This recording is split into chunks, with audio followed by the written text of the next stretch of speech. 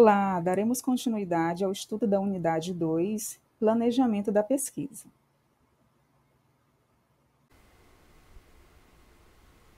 E o objetivo da aula é conhecer as partes que compõem um projeto de pesquisa conforme padrões científicos.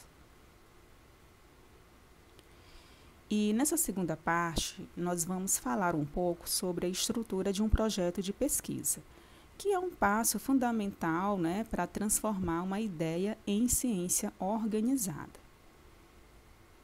E antes de nos aprofundarmos nos detalhes, é importante entender alguns termos que aparecem com frequência, como no caso o termo anteprojeto ou pré-projeto. E o que significa o anteprojeto ou pré-projeto? O pré-projeto ele é um esboço inicial da pesquisa. Então, é aquele documento que vai apresentar ali de forma sucinta e planejada os principais elementos do estudo. E a sua função é delimitar e organizar a ideia, servindo aí como guia preliminar para discussão, avaliação e aprovação antes da execução. Então, é aquele pré-projeto, aquele documento que o aluno escreve, e apresenta aí para o professor orientador, ou até mesmo quando ele pretende submeter esse pré-projeto a uma agência de fomento, ele envia esse documento. E nessa estrutura de pré-projeto existem alguns elementos principais, que devem estar inseridos ali no corpo do projeto, do pré-projeto. Então, quais são esses elementos? Vai necessariamente conter um título, precisa ter também uma introdução abordando a temática da pesquisa, o problema de pesquisa, uma justificativa, os objetivos, tanto geral quanto específicos. É importante também a inclusão das hipóteses, o que esse projeto apresenta aí como hipóteses iniciais, um breve referencial teórico, a metodologia, resultados esperados, Bom, aqui para esse item, algumas agências de fomento, como é no caso, geralmente elas solicitam esse item. Quais os principais resultados esperados a partir dessa pesquisa? Então, por essa razão, eu coloquei aqui esse item, mas isso vai depender muito da estrutura ou modelo de pré-projeto que cada instituição adota, as normas acadêmicas. E aí vem o cronograma e as referências. E aí, depois do pré-projeto, depois que ele passou por essa discussão, por essa avaliação, aí vem a estrutura do trabalho de pesquisa. Bom, o trabalho de pesquisa ele já não é mais um pré-projeto, ele já é uma versão completa e detalhada do estudo que é elaborada após a consolidação das ideias, coleta de resultados e a revisão. Então, é aquele documento final que o aluno ele prepara depois da execução de todo o projeto. Como vocês sabem, o projeto ele é algo que tem um começo, um meio e um fim, tá? E aí os elementos formais que compõem esse trabalho de pesquisa, nós podemos classificá-los em 3 categorias principais, que são os elementos pré-textuais, textuais e pós-textuais, que eu vou detalhar mais adiante, tá? Lembrando também que esses elementos, essa estrutura, ela também segue aí de acordo com as normas acadêmicas de cada instituição. Bom, e basicamente na literatura, existe aí algumas indicações padrões em relação a esses elementos. Então, os elementos pré-textuais, eles vão envolver desde a capa, né, até o sumário. Então, são aquelas páginas iniciais que envolvem aí esses elementos. E aí, de acordo com as normas, principalmente as normas ABNT, existe também alguns requisitos em relação à numeração, né, dessas páginas. Então, geralmente os elementos pré-textuais são páginas que elas são contadas a partir da folha de rosto, porém não são enumeradas visualmente, tá? Mas isso daí nós vamos entender mais quando eu explicar na próxima unidade, falar um pouco mais sobre as normas da ABNT. Então, resumidamente, aqui, os elementos pré-textuais, eles compreendem aí aquelas páginas que vão desde a capa até o sumário. Já os elementos textuais envolvem desde a introdução até as considerações finais, tá? Depois vocês vão ler com calma, observar aqui cada um desses elementos contidos aqui nesse conteúdo. Então, em relação à introdução, como começar a escrita de uma introdução?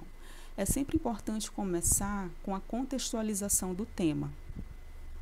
Então, é recomendado, né, você contextualizar, fornecer algumas informações históricas e até mesmo situar o leitor ali no cenário do estudo atual, porque isso vai facilitar aí a compreensão e a importância desse assunto estudado aí na pesquisa. Então, é importante iniciar aí falando um pouco da contextualização do tema, aí depois vem a problematização. Então, na introdução, precisa estar explícita a questão central, aquela pergunta, problema, né, que vai orientar aí a pesquisa e motivar a investigação. Aí vem a delimitação e as hipóteses. Então, nessa etapa aqui é muito importante identificar de forma bem clara o objeto de estudo, qual é o meu objeto de estudo, apresentando também as hipóteses, né, que foram formuladas a partir desse objeto de estudo e como é que elas serão verificadas ao longo da pesquisa. E aí, por fim, vem a finalidade e a relevância. Então, na introdução, também o texto ele deve apresentar aí a finalidade central do estudo. E destacar também porque a pesquisa ela é importante para a área científica ou para o campo educacional ou para a sociedade de uma forma geral. E em relação à justificativa, então, aqui nós temos algumas orientações de acordo com a literatura e eles recomendam geralmente na parte da escrita da justificativa que a pessoa ela deve começar falando aí um pouco da relevância da pesquisa, tá? Porque a pesquisa ela é relevante no contexto atual. Ela pode também relacionar dentro da justificativa o problema de pesquisa, mostrar o problema de pesquisa, justificando, né, e relacionando diretamente aí o que o pesquisador ele pretende investigar, porque é necessário estudar esse problema. E aí também outro elemento importante que pode estar ali dentro da justificativa é a questão da originalidade ou inovação. Então, aponte aí o que torna o seu estudo diferente de pesquisas anteriores. Pode ser tanto em relação à abordagem, o contexto atual, a metodologia ou até mesmo o público-alvo, a contribuição esperada, o que os resultados dessa pesquisa podem contribuir aí para a ciência, para a sociedade ou até mesmo para a prática profissional, né? e a viabilidade do estudo. Na justificativa, mostre que é possível realizar essa pesquisa, mesmo com os recursos disponíveis. Então, aqui nós temos algumas breves orientações no que diz respeito à escrita da justificativa. E o referencial teórico, também chamado de fundamentação teórica. Comece falando um pouco da contextualização teórica do problema, construa um marco teórico apresentando algumas definições, conceitos e até mesmo algumas teorias. Apresentem também uma discussão de estudos anteriores, façam citações diretas, mas com moderação, tá? É importante também a inclusão de citações indiretas e uma atenção aqui redobrada no que diz respeito à atualidade das fontes. Então, prefiram aí obras ou artigos dos últimos 5 anos, tá bom? Mas, se for necessário, não deixe também de usar clássicos para fundamentar aí alguns conceitos.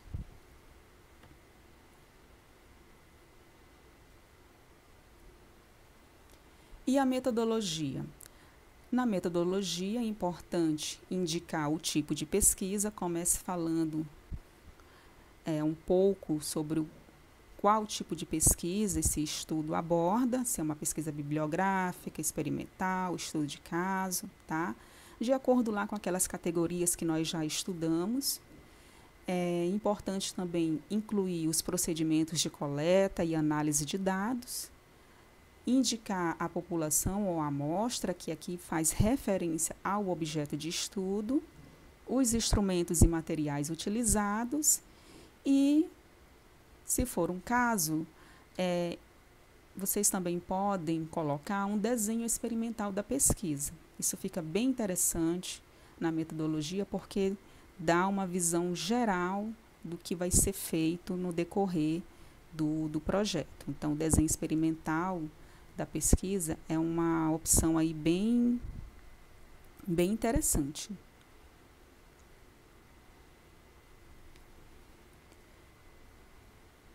E os resultados de discussão, é importante apresentar os dados coletados, eles podem ser apresentados de forma gráfica, né, na construção de gráficos, ou tabelas, figuras, para ilustrar aí os resultados.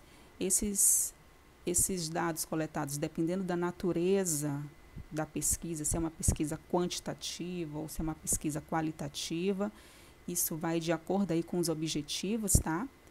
E aí vem a análise e interpretação. O autor ele precisa analisar esses dados e escrever aqui a sua interpretação.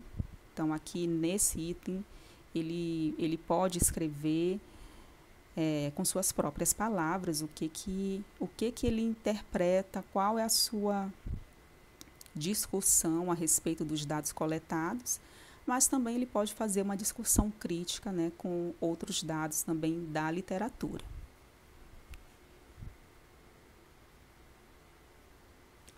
E aí, nas considerações finais, apresente uma síntese dos resultados.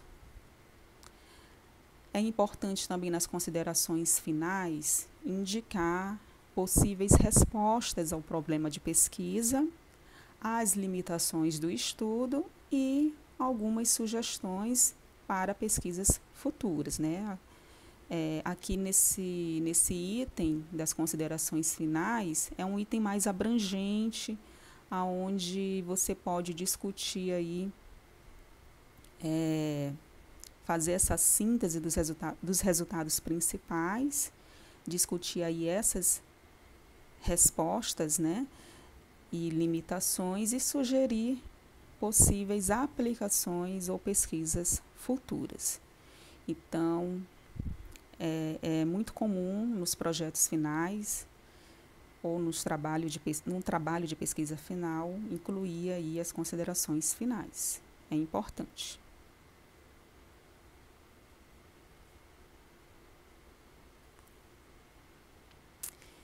E aí, agora, aqui a categoria dos elementos pós-textuais, que vão envolver aí as referências, né, os apêndices e os anexos. As referências, de acordo com as normas acadêmicas de cada instituição, ela vai adotar aí alguns critérios a serem respeitados, né? Geralmente usa-se as normas da ABNT ou, dependendo da instituição, pode usar a APA, Vancouver, né? Isso vai de acordo com o que a instituição solicita ou pede para o aluno. Nós temos os apêndices, que são os materiais elaborados pelo próprio autor, como questionários, entrevistas, onde ele pode incluir no trabalho final, e os anexos, que faz referências aí a documentos de terceiros ou são aqueles materiais complementares. Aqui nós temos as nossas referências. E aqui chegamos ao final de mais uma aula da unidade 2 e agora eu convido vocês a estudarem o material e a realizarem as atividades propostas da unidade. Nos vemos na próxima aula. Até lá!